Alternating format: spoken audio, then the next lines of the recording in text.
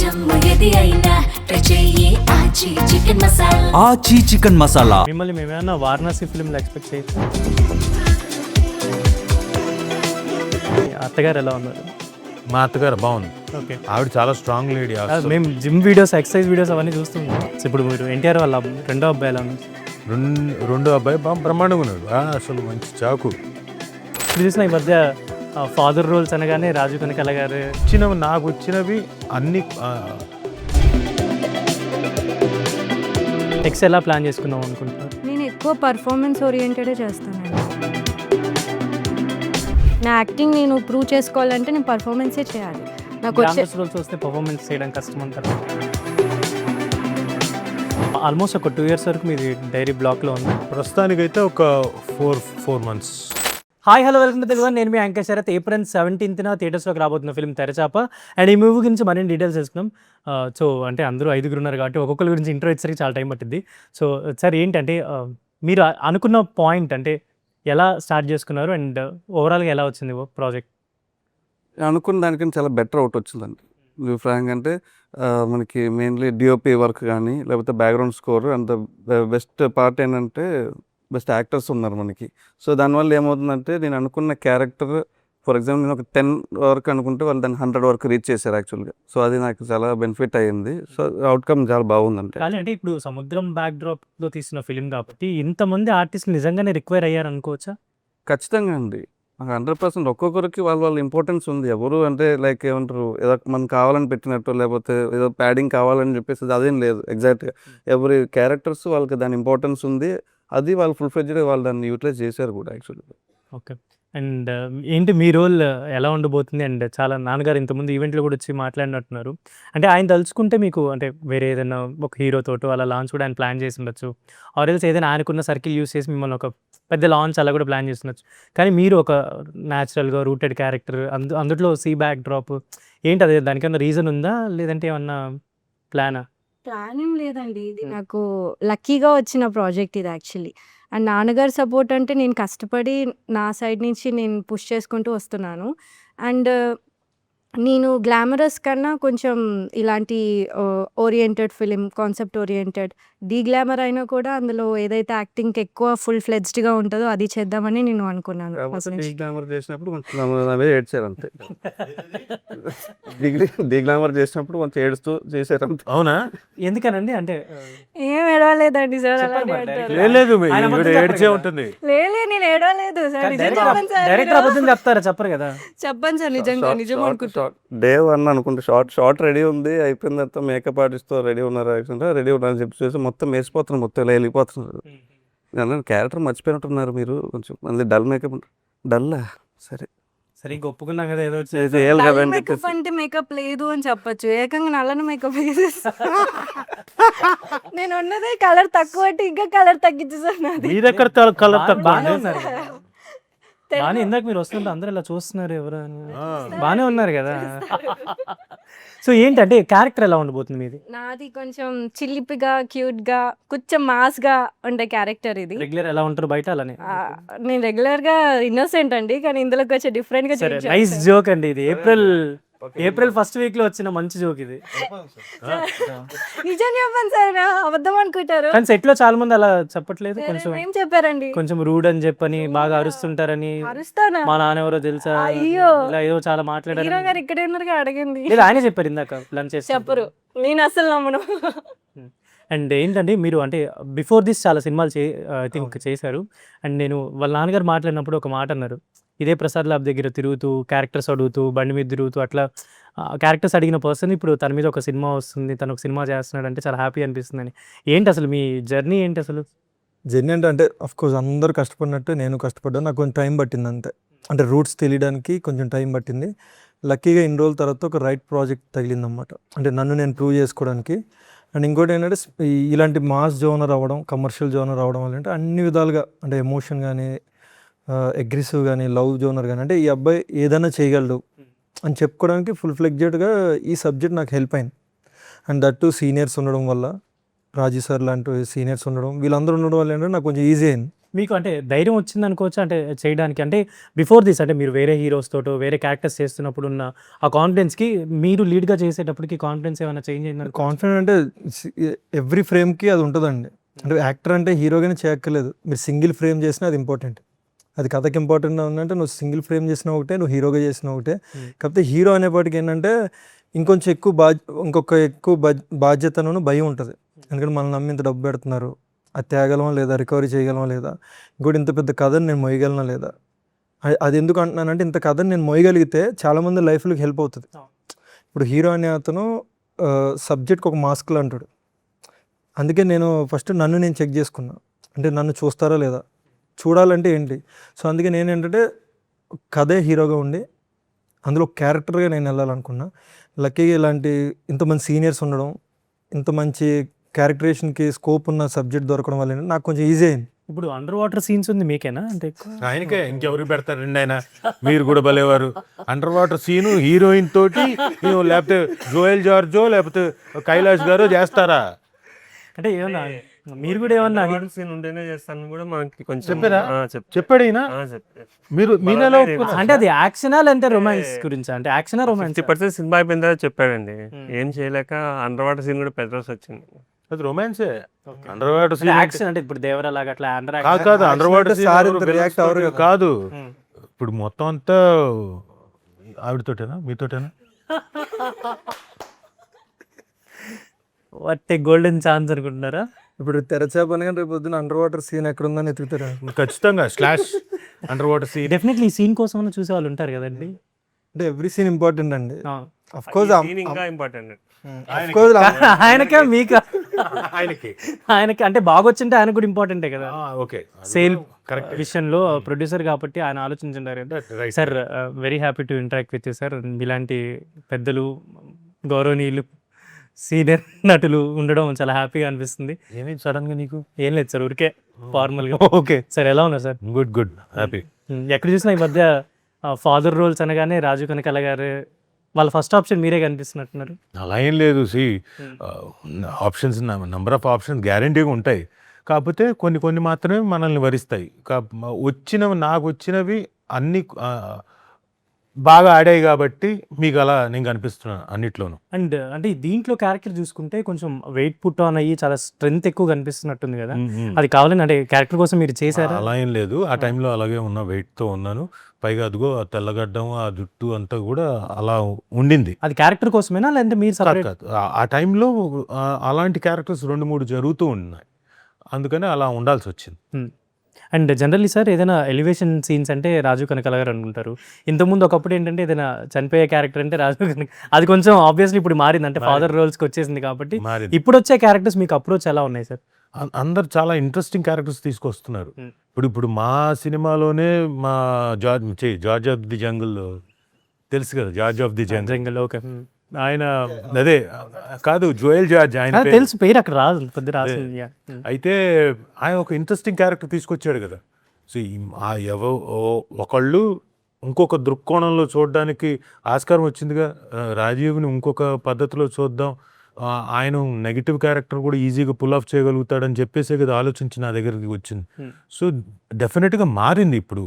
అంటే మన ప్రొడ్యూసర్స్ కానివ్వండి, ఇప్పుడున్న కొత్త జనరేషన్ డైరెక్టర్స్ కానివ్వండి, పాత వాళ్ళు కానివ్వండి, రాజీవ్ ఈస్ ఓకే, ఆయనతోటి ఏదైనా చేయించుకోవచ్చు అన్న ఆలోచన వచ్చింది. సో డిఫరెంట్ క్యారెక్టర్స్ వస్తున్నాయి. పైగా ఈ మధ్యకాలంలో అన్ని డిఫరెంట్ స్లాంగ్స్ అవ్వడం నాకు అది బాగా హెల్ప్ అయింది.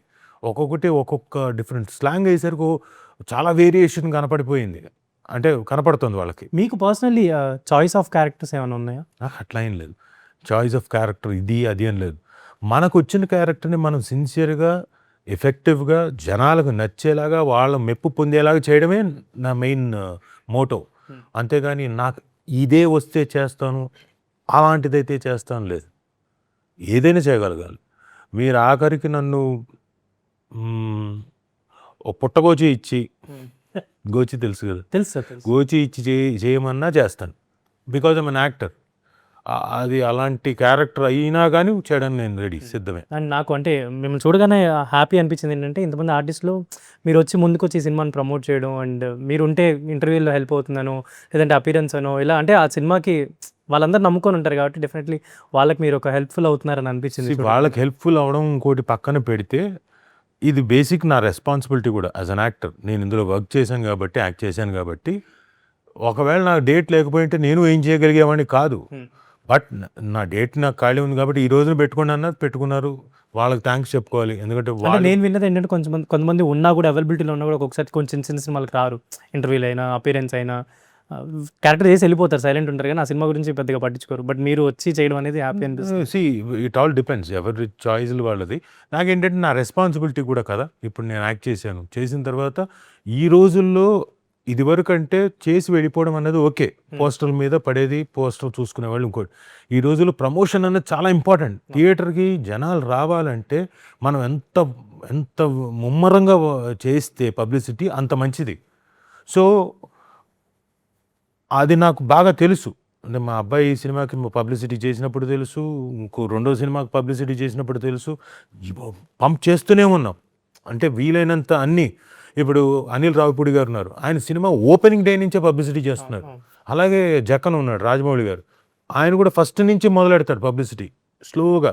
ఆల్రెడీ పబ్లిసిటీ చేసి కూడా ఇప్పుడు 1 year ఆల్మోస్ట్ ఆల్ ఓకే. ఇవన్నీ జరుగుతూనే ఉన్నాయి. ఇప్పుడు ఈ మధ్యన మీరు బెస్ట్ ఎగ్జాంపుల్ ఇప్పుడు రాకాసా తీసుకోండి.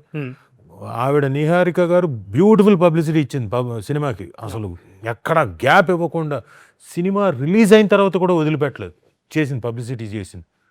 అంటే that should be the attitude of a producer, director, ఆర్టిస్టులు అందరిది. సో మనం ఎంత పబ్లిసిటీ చేస్తే అంత జనాల్లోకి వెళ్తుంది, అంత వాళ్ళకి తెలుస్తుంది, ఓ ఈ సినిమా ఉందని వాళ్ళు చెప్తున్నారు, లెట్స్ గో అండ్ సీ అని అనిపిస్తుంది కదా.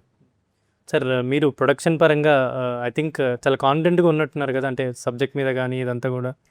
మీకు అంటే ఓవరాల్ మొత్తం అవుట్పుట్ చేసిన తర్వాత మీకు ఎలా అనిపించిందండి? చాలా బాగా అనిపించిందండి. అనుకున్న ఎక్స్పెక్ట్ చేసిన దానికంటే బాగా వచ్చింది. అందరు కోఆర్డినేషన్తో ఒక మంచి స్టోరీ అనుకొని అందరు కొత్త వాళ్ళతో తీసినా మీకు ఎక్కడ సినిమా చూస్తే ఎక్కడ కొత్త వాళ్ళు దీన్ని చేశారు అని అనిపించదు. ఫేర్లో ఒకటి మర్చిపోతే మీరు ఎతకాల ఏ డైరెక్టర్ చేశాడు అన్నట్టు. కొంచెం అంటే ప్రొడక్షన్ పరంగా అంటే మీరు తీసుకున్న జాగ్రత్తలు ఏంటంటే జనరల్లీ మనం అనుకున్నప్పుడు ఒక బడ్జెట్ వేసుకుంటాం, తర్వాత దిగిన తర్వాత ఇంకొక బడ్జెట్ అవుతుంది. అండ్ అంతేకాకుండా సీలో బోటింగ్ ఇదంతా చాలా ఖర్చు. అంటే ఒక డే వేస్ట్ అయితే మళ్ళీ మీకు ఎక్స్ట్రా అమౌంట్ ఇదంతా అవుతుంది. కానీ మీరు వేసుకున్న బడ్జెట్ ప్రకారం అలానే ప్లాన్డ్గా చేశారా, లేదంటే ఏమన్నా? ఏదైనా ప్రొడక్షన్ పెరుగుతుందండి, సినిమా అనుకున్న దాంట్లో అవ్వదు. అంటే ఇలాంటి అవుట్డోర్లో ఇంకా కష్టం. అనుకున్న దానికంటే ఎక్కువ అయింది, కానీ అవుట్పుట్ చూసిన తర్వాత హ్యాపీ. అండ్ సార్ జనరల్లీ అంటే సీ బేస్డ్ కావచ్చు, సీ బ్యాక్ డ్రాప్లో వచ్చే ఫిలిమ్స్ చాలా లిమిటెడ్, అంటే తక్కువ వస్తాయి, అంటే అంత సాహసం చేయరు ఒకవేళ సబ్జెక్ట్ ఉన్నా కూడా. బట్ మీరు అంటే ఎలా దీన్ని ఎగ్జిక్యూట్ చేయగలిగారు? అంటే ప్రతి సీన్ కూడా మీరు ఆల్మోస్ట్ అక్కడ ఎవ్రీథింగ్ కూడా సీ దగ్గరే కనిపిస్తుంది, లైటింగ్ సరిగా ఉండదు, తర్వాత ఎక్కువ హ్యూమిడిటీ ఉంటుంది. సో చాలా బ్యాలెన్స్ చేసుకుంటూ చేయాలి షూట్లు అంతా కూడా. ఎలా మీరు అంటే ఈ సబ్జెక్ట్ ఇదంతా హ్యాండ్లింగ్ చేయగలిగారు? మీరు చెప్పింది కరెక్టే అండి. ఎందుకంటే మేము అంటే మనకి ఆబ్వియస్లీ అక్కడ షూట్ చేసినప్పుడు మనకి లైటింగ్ ఇష్యూ ఉంటుంది. నెక్స్ట్ ఇంకోటి ఏంటంటే మనకి మెయిన్లీ ఇప్పుడు ఒక సీన్ ఉంది, ఇప్పుడు ఒక మేబీ హీరోయిన్ బోట్ మీద నిల్చొని ఒక సీన్ సో ఉంది, మన సీన్లు ఉంది, మనం మాట్లాడుతున్నాం అనుకోండి, నైట్ అయ్యేసరికి అలలు యాక్చువల్లీ ఏముంటుంది దాన్ని పెరిగిపోతుంది దాని స్పీడ్. అది ఇన్ కేస్ అది కట్ చెప్పాల్సి వస్తే ఇంకా ముందుకు వచ్చేస్తుంది, మళ్ళీ యూనిట్ అంతా మళ్ళీ ఒక స్టెప్ బ్యాక్ వెళ్ళాలి. సో ఇలాంటి ట్రబుల్స్ ఉన్నాయి. ఇది కాకుండా మీకు మన ట్రైలర్లో అండ్ టీజర్లో కూడా బోట్స్ ఇలా మొత్తం సర్కిల్ తిరిగి ఒక షాట్ ఉంది. ఆ షాట్ కూడా యాక్చువల్లీ ఏంటంటే అక్కడ యాక్చువల్లీ 40 బోట్స్ తిరగాలి. ఆల్రెడీ 40 బోట్స్ మాట్లాడాము, అంతా రెడీ అయింది. అది బోట్ రేస్ సీక్వెన్స్, అది మొత్తం అంతా మాట్లాడడం అంతా ఓకే. ఈ రేస్ గ్యాప్లో ఏమైపోయిందంటే ఒక 2-3 బోట్స్ యాక్చువల్లీ అనుకోకుండా వాటిని గుద్దేసుకోవడం జరిగింది. నెక్స్ట్ ఇంకోటి ఏదైతే ఆ సర్కిల్ తిరగాల్సిన స్పాట్లో కింద నుంచి ఏదో pipe వెళ్తుందంట actually.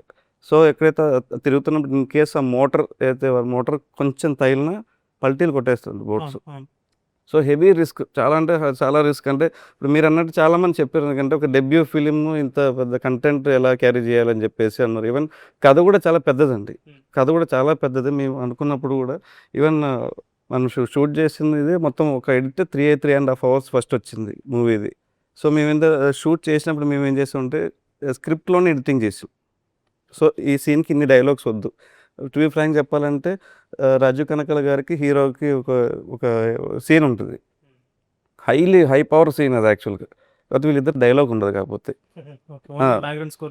Score just only వాళ్ళ లుక్స్ మీద మాత్రమే డిపెండ్ అయి ఉంటుంది. సో చాలానే రిస్క్ ఉందండి, చాలా అంటే చాలా ఉంది రిస్క్ యాక్చువల్లీ.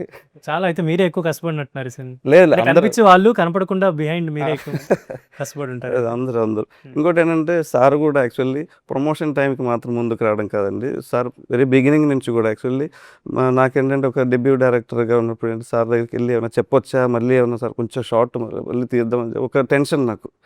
సో అయితే కొన్ని సీన్స్ షూట్ చేసినప్పుడు చూసుకోవడం, ఏమన్నా కొంచెం కెమెరా యాంగిల్ చేంజ్ చేయాల్సి వస్తుంది అనుకున్నాను. సారే వచ్చి మన దగ్గరకు వచ్చి సార్ ఫస్ట్ థింగ్ ఏంటంటే, సార్ నన్ను జోయల్ సార్ అని పిలిచేవారు. అప్పుడు ఆయనకి అవసరం లేదు, ఆయన చాలా స్పాంటేనియస్గా ఉంటుంది సార్. రెడీ అంటే సార్ వెంబడి లేచి వచ్చేస్తారు సార్. సారే చెప్తారు, జోయల్ నెక్స్ట్ ఇంకో దానికి వెళ్ళు, చూడు కావాలంటే మళ్ళీ చేద్దాం, నో ఇష్యూస్ అని. నువ్వు మళ్ళీ ఏమంటారు లైక్ కంఫర్ట్ లేకుండా అలాంటిది ఏమొద్దు, మీకు ఎలా కావాలంటే అలా చేసుకోవచ్చు. ఫస్ట్ మీరు అంటే ఫస్ట్ ఫిల్మ్ చేయడం చాలా అనేది లక్కీ, మీకు చాలా ఒక వర్కింగ్ ఎక్స్పీరియన్స్ బాగా పనికొస్తుంది. చాలా అండి చాలా. ఇంకోటి ఏంటంటే అంటే అలా ఒక సీనియర్ యాక్టర్ మనతో అలా వర్క్ చేసి వాళ్ళకి ఇంకోటి అంటే మనల్ని వాళ్ళు అప్రిషియేట్, ఒక చిన్న అప్రిషియేషన్ లైక్ ఓకే బాగా తీసాడు లేకపోతే కుర్రాడు బాగా చేస్తున్నాడు అనేది నా అంటే ఒక ఫస్ట్ స్టెప్లో చాలా బెనిఫిట్. Confidence ఎక్కువ build చాలా చేస్తుంది. చాలా అంటే వాళ్ళ మాట అనేసరికి ఇంకా మనం ఏంటంటే ఇంకా ఇంత కష్టం కంప్లీట్ అని మనం మర్చిపోతాం యాక్చువల్లీ. అంటే మనలో ఉంది పర్లేదు అనే ఒక ఆలోచన. సో నెక్స్ట్ సినిమా కూడా సేమ్ డీ గ్లామరా ఆర్ ఎల్స్ ఏదైనా దేవుడి దయ ఏదొస్తే అది. ఎందుకనంటే మీరు మీ వే ఆఫ్ అప్రోచ్ ఎలా ఉంటుంది అంటే క్యారెక్టర్స్ పరంగా కావచ్చు, ఎలాంటి రోల్స్ చేద్దాం అనుకుంటున్నారు ఏంటి అని ఇప్పుడంటే ఇది తెలుస్తుంది మీకు రిలీజ్ అయిన తర్వాత మీ క్యాలిబర్ అవ్వచ్చు ఇదంతా వర్క్ కూడా. నెక్స్ట్ ఎలా ప్లాన్ చేసుకుందాం అనుకుంటున్నారు? నేను ఎక్కువ పర్ఫార్మెన్స్ ఓరియంటెడే చేస్తానండి. ఫస్ట్ పర్ఫార్మెన్స్ ఓరియంటెడ్ ఏదొచ్చినా నేను చేస్తాను. బికాజ్ నేను ఇప్పుడు డెబ్యూ కాబట్టి నా యాక్టింగ్ నేను ప్రూవ్ చేసుకోవాలంటే నేను పర్ఫార్మెన్సే చేయాలి. నాకు వచ్చే రోల్స్ వస్తే పర్ఫార్మెన్స్ చేయడం కష్టం అంటారా? తక్కువ స్కోప్ ఉంటుంది, చేయొచ్చు కానీ లైక్ డీ గ్లామర్ వచ్చినా చేయొచ్చు, కానీ పర్ఫార్మెన్స్ ఓరియంటెడే చేయాలి, డీ గ్లామర్ ఆర్ గ్లామరస్ ఏదైనా కూడా. సో స్టార్టింగ్లో సార్ నా దగ్గరకు వచ్చినప్పుడు ఈ క్యారెక్టర్ పేరు సీతాలు అనమాట. ఈ సీతాలు క్యారెక్టర్కి నువ్వే కరెక్ట్గా సెట్ అవుతావు అని అనుకుని వచ్చాడో లేకపోతే వచ్చాక అనుకున్నాడో నాకు తెలియదు. అది మీరు తర్వాత అడగండి. సార్కి నేను ఫుల్ఫిల్ చేశానని అనుకుంటున్నా, క్యారెక్టర్కి న్యాయం చేశానని నాకు అనిపించింది.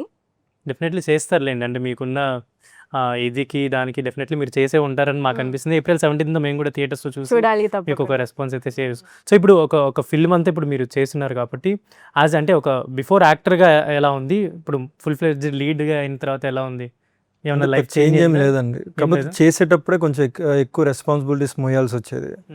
సో అప్పుడు కొంచెం స్ట్రెస్ ఫీల్ అయ్యాను. సో ఇప్పుడు కంప్లీట్ అయ్యాక అనిపిస్తుంది ఏంటంటే ఇంత దూరం వచ్చేసామా అనిపిస్తుంది. అంటే చిన్నగా స్టార్ట్ అయ్యి అంటే మళ్ళీ అగైన్ అంటే ఇప్పుడు సార్ని పద్దాకా పొగడ్డం వల్ల ఏం రాదు, ఎందుకంటే ఆయన ఎన్నో చూశారు, చాలా చాలా ఆయనే చూశారు, ఇవ్వాలి ఏదైనా ఉంటే చాలా ఇప్పుడు అందరికీ. చూశారు. ఇందాక మీరు అన్నట్టు ఆయనకు అవసరం లేదు కూడా.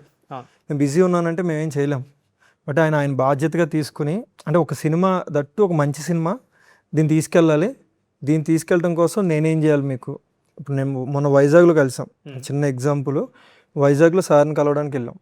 ఇప్పుడు ఎట్లా అయిపోయిందంటే సినిమా డబ్బులు పెట్టినా కొన్నిసార్లు ప్రమోషన్ అవ్వదు, కొన్నిసార్లు డబ్బులు పెట్టకపోయినా అవ్వదు. సో ఇప్పుడు ప్రమోషన్ చేయడం అనేది ఒక టాస్క్. కత్తిమీద స్వామి Definitely. ఎవ్రీడే, ఈవెన్ సార్ అన్నట్టు నిహారిక గారికైనా అంత పెద్ద ఫ్యామిలీ నుంచి వచ్చి ఆమె అయినా సరే రోడ్డు మీదకి వచ్చి ప్రమోషన్ చేయాల్సిందే, చిన్న సినిమాని మేము ప్రమోషన్ చేయాల్సిందే. ఇప్పుడు మేము లిటిల్గా డైరెక్టర్ నేను ఒక మైక్ తీసుకుని ఒక ఎల్ఈడి స్క్రీన్ పెట్టుకుని ఆల్మోస్ట్ ఏపీ మొత్తం తిరిగేసాం. జనాలు ఉన్నప్పుడు ఆపడం, మా ట్రైలర్ చూడండి, నచ్చితే 2 మాటలు చెప్పండి. తెరచాప వస్తుందని సో మేము డిసైడ్ అయ్యాం, ఎక్కడన్నా స్టాండ్ కనబడితే ఆటోలకి స్టిక్కర్లు అతికించుకోవడం. అంటే ఈ సినిమా జనాల్లోకి వెళ్ళాలి, ఎలా వెళ్ళాలని చాలా ట్రై చేసాం. ఒక 1 month నుంచి రీల్స్ చేసి అది చేసి ఇది చేసి అంటే మా శక్తికి మేము ఎంత చేయగలం అంతవరకే పుష్ వెళ్తుంది. సార్ నేను వైజాగ్లో కలిసాము, ఏం డల్గా ఉన్నారు, ఫేస్లన్నీ ఎలా ఉన్నాయంటే నైట్ అంతా జర్నీ చేసాం సార్, ఇలా సో అని చెప్పాం. వెంటనే ఇంకా అప్పటికి మనం డిస్కషన్ కూడా స్టార్ట్ అవ్వాలి. ఫోన్ చేసేసి ఆంధ్ర యూనివర్సిటీకి సార్ గెస్ట్కి వెళ్ళారు. అసలు ఆంధ్ర యూనివర్సిటీలో 100 years సెలబ్రేషన్ అనేది అది ఒక రేర్ లాంటివి. అందులో సార్ గెస్ట్కి వెళ్ళారు. ఆయన గెస్ట్కి ఇంకొక 1 hourలో వెళ్ళాలి ఈవెంట్కి. ఆ టైంలో మేము వచ్చాం. వెంటనే కాల్ చేసి మన వాళ్ళు మీరు ఒకసారి వచ్చి కలవమంటే వాళ్ళు వచ్చారు. వాళ్ళు వచ్చేవారు వెయిట్ చేయించి వాళ్ళు చెప్పారు, వీళ్ళు మనోళ్ళు మంచి సినిమా చేశారు, నేను చేశాను, వీళ్ళని ఖచ్చితంగా రేపొద్దున అక్కడ స్లాట్ కావాలి నాకు. అక్కడికి ఎట్టి పరిస్థితులు అంత పెద్ద ప్లాట్ఫామ్లో అంటే ఆయన ఆయన అనుకోవాల్సిన అవసరమే లేదు. ఎన్నో సినిమాలు చేశారు, ఆయన చెయ్యని సినిమాలు కాదు, చిన్నవి పెద్దవి. సారిందాడ వేరే ఇంటర్వ్యూలు అన్నారు, డబ్బుల కోసం కొన్ని చేశారు, క్యారెక్టర్ నచ్చి కొన్ని చేశారు, ఏదో ఖాళీగా ఉన్నామని కొన్ని చేస్తుంటారు. బట్ దీన్ని ఒక రెస్పాన్సిబిలిటీగా తీసుకున్నారు ఆయన. అది ఎందుకో మేము అదృష్టవంతులు నిజం చెప్పాలండి. మేబీ మాకన్నా అదృష్టం అంటే ఆ కథ కావాల్సినవన్నీ తెచ్చుకుంటాం. ఫస్ట్ నుంచి కష్టపడుతున్నాం, ఫస్ట్ నుంచి ఇబ్బంది పడుతున్నాం, ఎండ్ బెస్ట్ వస్తుంది. అంతే అంతే.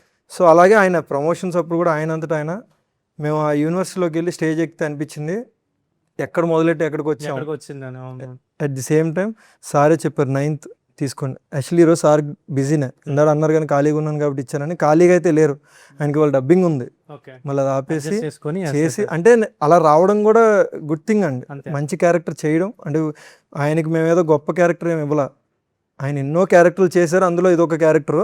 బట్ ఆయన చేయడం వల్ల ఏంటంటే ఇది ఒక గొప్ప క్యారెక్టర్ అయింది. సార్ రాజు గారు అంటే ఆల్మోస్ట్ ఒక 2 years వరకు మీది డైరీ బ్లాక్లో ఉందా, అంటే డేట్స్ కావచ్చు? అలా ఏం లేదు, ఆ, ప్రస్తుతానికైతే ఒక 4 months 4 months వరకు ఖాళీ లేదు. ఖాళీ లేదు. ఇప్పుడు వచ్చినా కూడా చేయడానికి అంటే ఆలోచించాల్సిందే. అటు ఇటు మేనేజ్ చేసుకొని ఇప్పుడు ఒక సింగిల్ కాల్ షీట్ చేసామంటే డబుల్ కాల్ షీట్ చేయాలి, పొద్దున ఒకటి సాయంత్రం ఒకటి అలా మేనేజ్ చేసుకొని చేయాలి అంతే. అండ్ అంటే మీరు అంటే ఇందాక ఒక ఇంటర్వ్యూలో అన్నారు, నేను ఎప్పుడు కనిపించినా నన్ను ఒక 3 questions అడుగుతున్నారు. సుమా గారు ఎలా ఉన్నారు, తర్వాత విన్నావా? మా అబ్బాయి ఎలా ఉన్నారు, అండ్ అంతేకాకుండా ఎన్టీఆర్ ఎలా ఉన్నారు, ఈ 3 questions అడుగుతున్నాం. మనం ఏమైనా మార్చి అడుగుదామా? మీ ఇష్టం. ఫస్ట్ది ఏమన్నారు సార్? సుమగారు ఎలా ఉన్నారు అన్నాడు. మీ అత్తగారు ఎలా ఉన్నారు? మా అత్తగారు బాగుంది, ఓకే. ఆవిడ చాలా స్ట్రాంగ్ లేడీ. మేము జిమ్ వీడియోస్, ఎక్సర్సైజ్ వీడియోస్ అవన్నీ చూస్తూ ఉంటాం. ఆవిడకు సపరేట్ లైఫ్ స్టైల్ ఉంటుంది. దాన్ని ఎవరైనా పాడు చేసామనుకోండి అయిపోయారో చచ్చారు. మొత్తం ఇంట్లో ఉన్న ప్రతి వాళ్ళకి ఫైర్. సెకండ్ క్వశ్చన్ ఏంటి సార్? ఇంకోటి ఏదో చెప్పారు.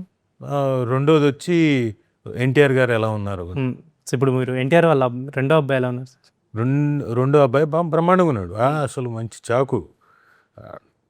మూడో question sir?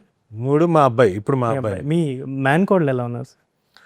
Fantastic really. There అంటే వాళ్ళు ఇప్పుడు నా చిన్న మేనకోళ్ళేమో ఇంటర్ ఫస్ట్ ఇయర్ అయిపోయి సెకండ్ ఇయర్లోకి వచ్చింది, పెద్దదేమో ఇప్పుడు 4th yearలోకి వస్తుంది.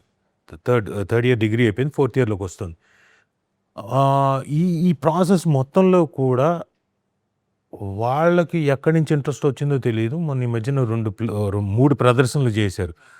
కవిత్వం ఒక తీరం దాహం అని చెప్పేసి ఝాన్సీ గారి డైరెక్షన్లో చాలా బాగా పర్ఫామ్ చేశారు. నాట్ దట్ ఏదో నా చెల్లెలు, నా మేనకోళ్ళు, నా చెల్లెలు, కూతుర్లు అనే ఉద్దేశంతో పొరపాటును కూడా చెప్పాను. నాకు నచ్చితే బాగా చేశారంటే బాగా చేశారు, లేదంటే లేదు, మాట్లాడను దాని గురించి, ఇంకా పక్క తోసేస్తా.